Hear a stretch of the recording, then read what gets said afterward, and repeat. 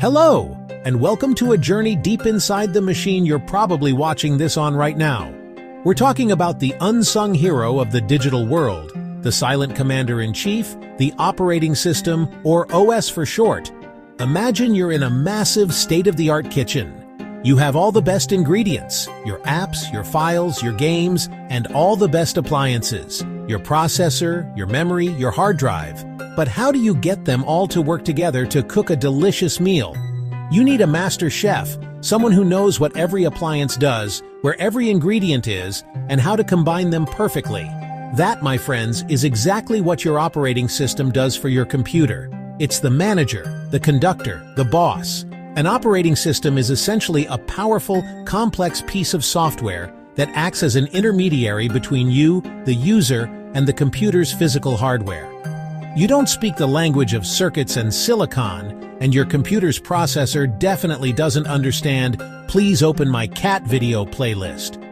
The OS translates your clicks, taps, and keyboard strokes into instructions that the hardware can execute. It's the ultimate translator, breaking down your high-level commands into the ones and zeros that make the magic happen. Without it, your laptop would just be a very expensive and very quiet paperweight. So we know the OS is the boss, but what does it actually do all day? Its responsibilities can be broken down into three main goals, what I like to call the OS triple threat: ease of use, efficiency, and the ability to evolve. First up is ease of use, or convenience. This is the most obvious one for us as users. The OS is designed to hide the mind-boggling complexity of the hardware. It gives us a user-friendly environment, like the desktop on your PC or the home screen on your phone. We can click on an icon to open an application instead of typing cryptic command lines to manually load a program into memory. Next on the list is efficiency, and this one is crucial. An operating system is obsessed with making the best possible use of your computer's resources. Think of your computer's processor, the CPU, as a single, incredibly fast worker.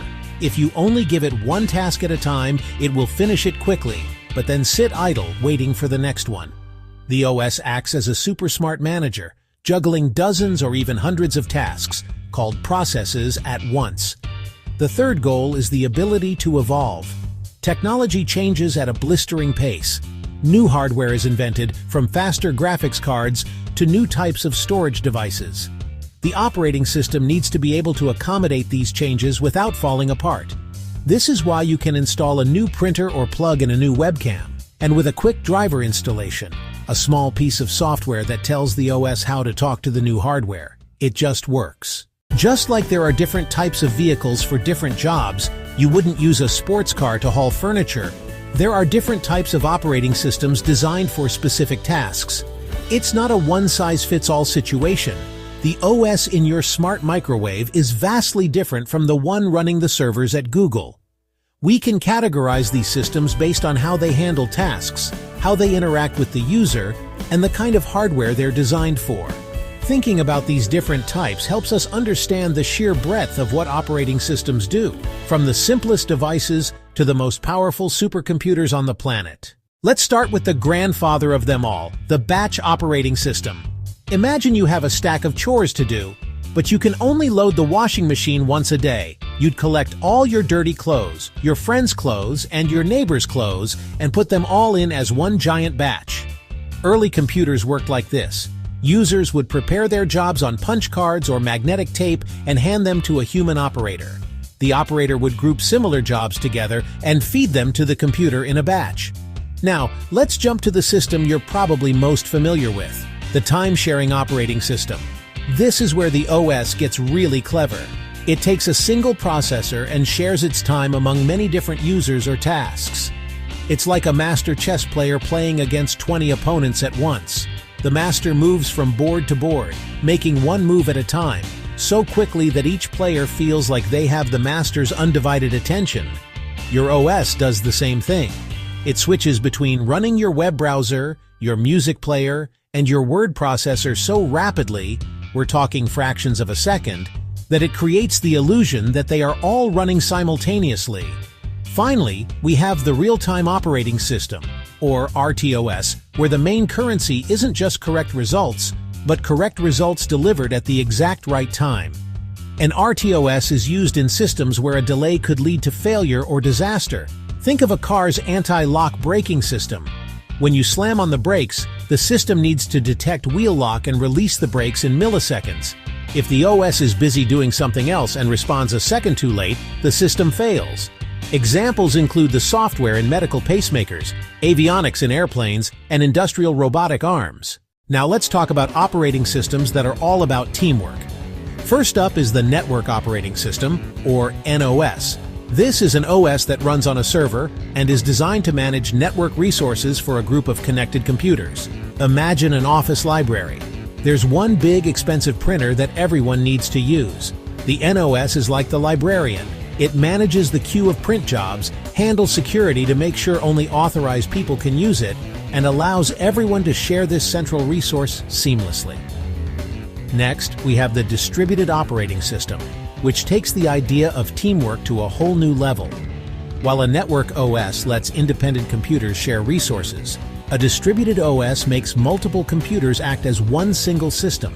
It's like the difference between a basketball team where players pass the ball to each other, think Network OS, and a hive mind where all the players' thoughts and actions are perfectly synchronized as if they were one entity. A user interacting with a distributed system might not even know that their task is being processed by 10 different computers across 3 different continents. The power of a distributed system is immense. It provides incredible computational power by combining the resources of many machines, a concept known as parallel processing. It also offers high fault tolerance. If one computer in the system fails, the OS can simply reroute the work to the others without the user ever noticing. The downside is their complexity.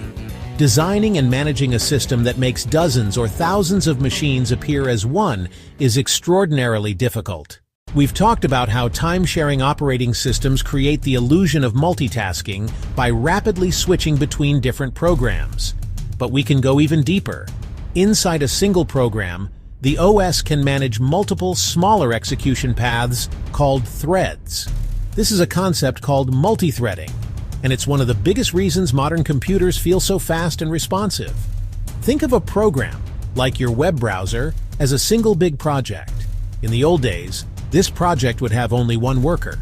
If that worker had to go download a large image, the entire project would grind to a halt until the download was finished.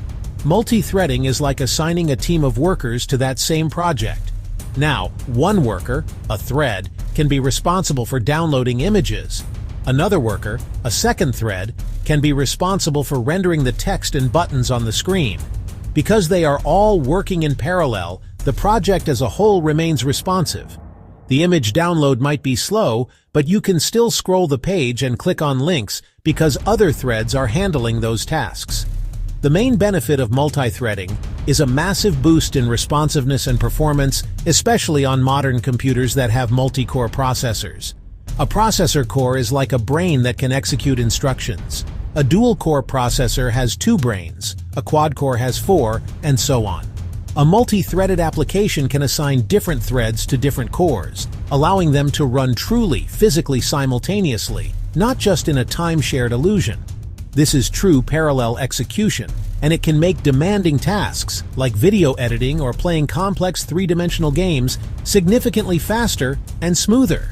So, to summarize this powerful idea with another analogy, a single-threaded application is like a solo cook in a kitchen. They have to chop vegetables, then boil water, then sauté the meat, one step after another. A multi-threaded application is like a team of cooks. One is chopping, another is boiling water, and a third is sautéing, all at the same time. The final meal gets prepared much, much faster because the work is being done in parallel. Operating systems play a key role in managing these threads, scheduling them to run on the processor cores, and making sure they don't interfere with each other, all to give you a snappier, more efficient computing experience. As we wrap up, let's clarify 2 terms that are central to how an OS manages all this work: processes and threads. They might sound similar, but their differences are key to understanding modern computing. A process is essentially a program in execution. When you double-click the icon for your web browser, the operating system creates a process. It's a self-contained unit with its own memory space, its own resources, and at least one thread of execution. Think of a process as a separate, independent construction site. It has its own blueprint, its own building materials, and its own team of workers. A thread, on the other hand, is the smallest unit of execution within a process. It's one of the individual workers on that construction site. Multiple threads can exist within a single process, and they all share that process's resources, like its memory and files. This is what makes them so efficient. The workers, threads, don't need to get their own separate batch of concrete and steel memory. They can all share from the same pile. This sharing makes creating and switching between threads much faster than creating and switching between entire processes. It's why having multiple tabs open in one browser window is generally more efficient than opening a new browser window for every single tab. Finally, there's one more layer to this. Threads can be managed at the user level or the kernel level. The kernel is the core, the absolute heart of the operating system. Kernel-level threads are managed directly by the OS, which means it knows about every single thread and can schedule them to run on different processor cores. This is powerful but has a bit more overhead. User-level threads are managed by the application itself. Without the kernel's knowledge, they are faster to create and manage. But if one user-level thread gets blocked, say waiting for a file to download, the entire process might get blocked. From managing your clicks and taps to juggling countless processes and threads, the operating system is the invisible, indispensable force that makes our technology work. It's the master chef, the air traffic controller, and the brilliant conductor all rolled into one. Without it, we'd just be staring at a blank screen.